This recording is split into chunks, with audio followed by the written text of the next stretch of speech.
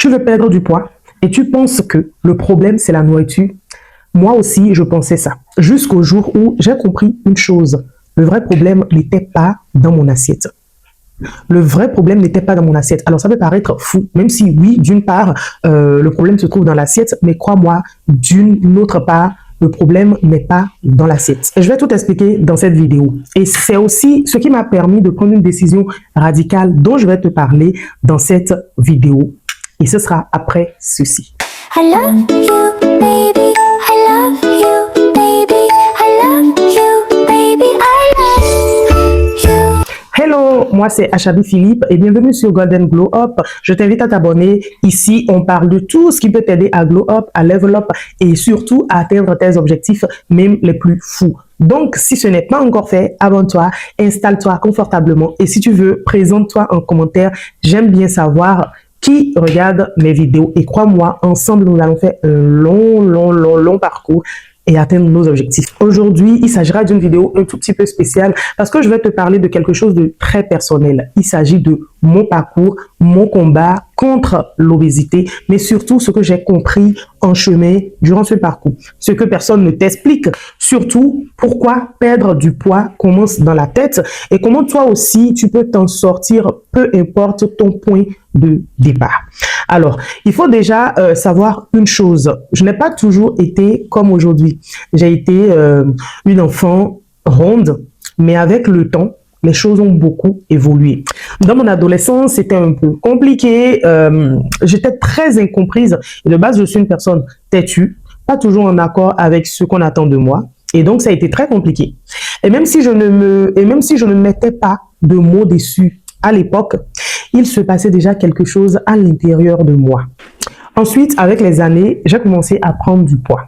Pas d'un coup, ça va petit à petit, progressivement. Donc, au début, ce n'était pas alarmant, d'accord? Même à l'âge adulte, je n'étais toujours pas encore à 100 kilos. Je n'avais pas encore dépassé la barre des 100 kilos. Mais aux alentours de 22 ans, j'ai dépassé cette fameuse barre des 100 kilos. Et là, sans vraiment m'en rendre compte, je suis entrée dans un cycle. Les régimes. Les régimes, encore et encore et encore. Si tu es une personne en surpoids, tu sais ce que c'est. On a fait plein de régimes. Tu perds du poids, tu reprends, tu reperds, tu reprends encore plus. L'effet yo-yo. Et à chaque fois, tu te dis, cette fois, c'est la bonne, cette fois, c'est la bonne, cette fois, c'est la bonne, mais ça ne tient pas. Et ce que les gens ne comprennent pas, c'est que ce n'est pas juste une question de volonté. Parce que la majorité des gens, quand on parle d'obésité, on pense qu'on est une personne négligée, qu'on n'a pas de volonté. Parce qu'en parallèle, il y a quoi? Il y a les remarques, il y a les critiques, le manque de soutien parfois et surtout, il y a ce que toi, tu ressens à l'intérieur de toi. Ce n'est pas toujours facile et ça n'a pas toujours été facile, même pour moi. Mais ça, j'ai appris à le dépasser et j'y reviendrai. Et c'est là que moi, j'ai compris quelque chose de fondamental. Le problème, ce n'est pas juste la nourriture. La nourriture, en fait, c'est la conséquence de tout ce qui se passe. Tu sais, souvent, derrière le surpoids, il y a beaucoup de frustration. Il y a de la frustration, il y a des blessures, il y a du stress, il y a du vide ou même des choses qu'on n'arrive pas à exprimer forcément. Il y a des gens qui prennent du poids après un choc, c'est-à-dire le divorce, une perte, une période extrêmement difficile de leur vie et ils ne mangent pas parce qu'ils ont faim. Ils mangent parce qu'en fait, ils se réfugient dans la nourriture. Ils mangent pour combler quelque chose. Donc, si tu veux vraiment perdre du poids, le premier travail à faire, ce n'est pas dans ton assiette, c'est dans ta tête. C'est de comprendre ce qui se passe. À partir de quel moment tu vas commencer par prendre du poids. Ok? Et ça, c'est une vérité que personne ne t'explique. On te parle de sport, on te parle de régime, on te parle de calories, de compter tes calories, de faire attention, mais personne ne te demande pourquoi tu manges autant, pourquoi tu as ce déséquilibre au niveau de la nourriture. Crois-moi, quand tu vas vouloir perdre du poids, vraiment, et c'est d'ailleurs ce que moi j'ai fait, le premier spécialiste à voir, ce n'est ni un coach sportif, ce n'est pas non plus une nutritionniste ou une diététicienne, ce n'est ni une diététicienne, mais le premier spécialiste à avoir, c'est un psychologue, crois-moi. Parce que il faut que tu saches à partir de quel moment tu as commencé par prendre du poids, qu'est-ce qui s'est réellement passé, pourquoi tu te réfugies dans la nourriture et comment est-ce que ce spécialiste peut t'accompagner à trouver un autre moyen de te défouler, à trouver un autre moyen de guérir, de régler ce problème surtout. Ensuite, dans mon parcours, il y a eu mes grossesses. Quand je suis tombée enceinte de mon premier enfant, je faisais environ 117 kilos. Et cette grossesse m'a fait prendre 25 kilos. Après l'accouchement, j'en ai perdu une partie. Et 3 mois après, je suis retombée enceinte. Oui, j'ai fait des enfants rapprochés, donc j'ai eu des grossesses rapprochées. Et le jour où j'accouchais de mon deuxième enfant, j'étais environ à 138 kilos. Je trouvais ça énorme. Après ça, j'ai encore perdu un peu de poids. Puis, j'ai pris une contraception. Et là, mon poids est monté jusqu'à plus de 155 kilos. Plus 100. C'était extrême pour moi. Et à ce moment-là, j'ai compris que j'étais allé trop loin. J'ai compris que si je ne faisais pas quelque chose, rien n'allait changer. J'étais essoufflée, j'étais fatiguée, je dormais mal. Mais je n'étais pas malade. Même sans maladie, ni diabète, hypertension, quoi que ce soit, ni l'apnée du sommeil, je sentais que mon corps n'arrivait plus à suivre. J'étais très fatiguée dans mon quotidien. Mais il y a quelque chose de très important que je veux te dire. Malgré tout ça, malgré tout cela, je ne me détestais pas. J'avais extrêmement confiance en moi.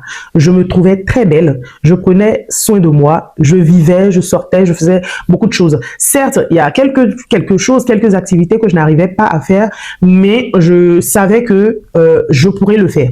Et ça, c'est extrêmement essentiel. Parce que beaucoup de personnes pensent que pour changer, il faut d'abord se détester. Mais c'est faux. C'est absolument faux. En fait, plus tu te détestes, plus tu t'enfonces.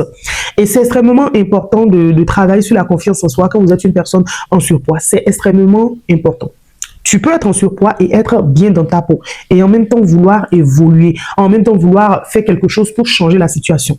Les deux sont compatibles. En fait, l'un n'empiète pas sur l'autre. Ce n'est pas parce que tu aimes ton corps du moment que tu ne veux pas la changer. Ce n'est pas parce que tu t'acceptes. Donc, ce n'est pas parce que tu t'acceptes, tu pratiques l'acceptation de soi que tu ne vas pas vouloir changer. Ce n'est pas parce que tu te fais belle, tu te rends belle que tu ne vas pas vouloir améliorer, changer de corps, faire ce qu'il faut pour aller de l'avant et atteindre tes objectifs. Moi, j'ai compris que j'étais arrivée à un point où je ne pouvais plus y arriver seule. Et là, j'ai pris une décision radicale après avoir fait énormément de régimes sans résultat. J'ai fait une sleeve gastrique. Moi, ma solution a été de faire une sleeve gastrique. Mais attention, la sleeve, ce n'est pas une solution magique. C'est une solution de dernier recours. Il est très important de le dire. La sleeve, après tout, c'est une opération chirurgicale. C'est une opération extrêmement lourde ou pendant laquelle, pour ceux qui ne le savent pas, on retire environ 70% de ton estomac. Je vais faire des recherches là-dessus. Mais ce que je veux que tu retiennes ici, c'est que c'est une solution à envisager en dernier recours. Parce qu'après une sleeve, tu ne manges plus comme avant.